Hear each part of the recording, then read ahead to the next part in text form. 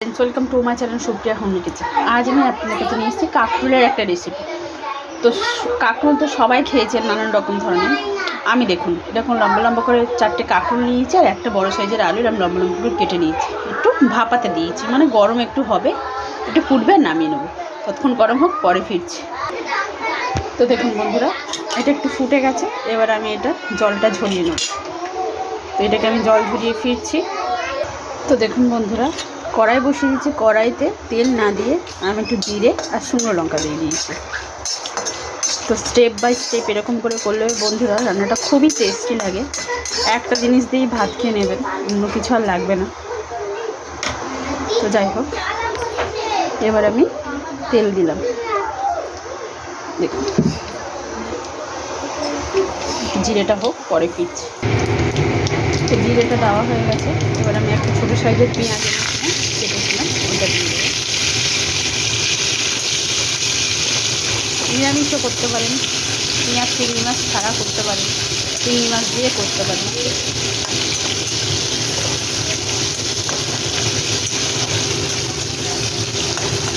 এটা হচ্ছে, আমি এই অবস্থায় হাফ সিদ্ধ করা এটা দিয়ে দেবো, আলু আর এটা এর সাথেই ভাজবো ভালো করে।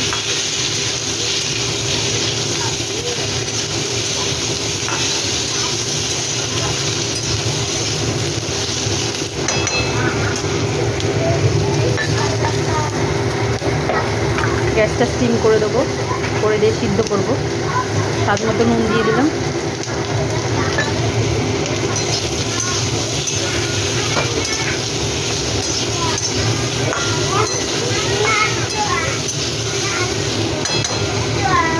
পরে ফিরছি। তো বন্ধুরা দেখুন কতটা ভাজা হয়ে গেছে। এবার আমি এখানে হলুদের গুঁড়ো দিয়ে দিলাম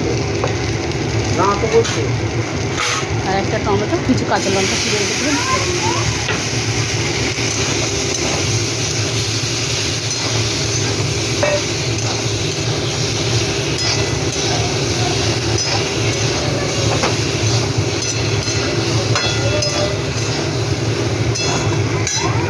পরে ফিরছি, আবার ঢাকা দেবো, পরে ফিরছি।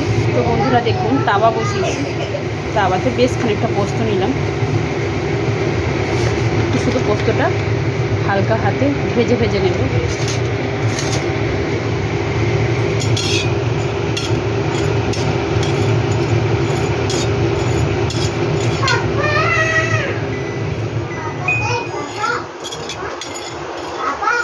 ফুটবে তখন নামিয়ে নেবো। একটু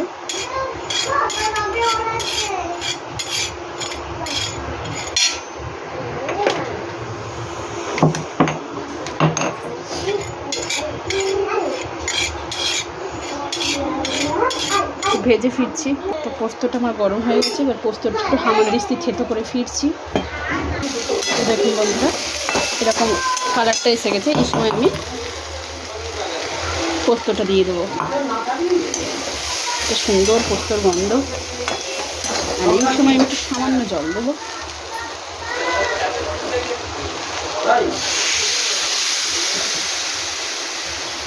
এখন তো তরকারি চিনি মিনি দেওয়া বন্ধ। যাই হোক, পরে ফিরছি। দেখুন বন্ধুরা আমার রেসিপিটা কমপ্লিট হয়ে গেছে। আপনারা ট্রাই করবেন, ট্রাই করে কমেন্ট সেকশনে কমেন্ট করে জানাবেন রেসিপিটা কেমন লেগেছে। ভালো লাগলে লাইক করবেন, শেয়ার করবেন আর আমার চ্যানেলটা সাবস্ক্রাইব করবেন। ভালো থাকবেন, সুস্থ থাকবেন। থ্যাংক ইউ ফর ওয়াচিং বন্ধুরা। Bye bye.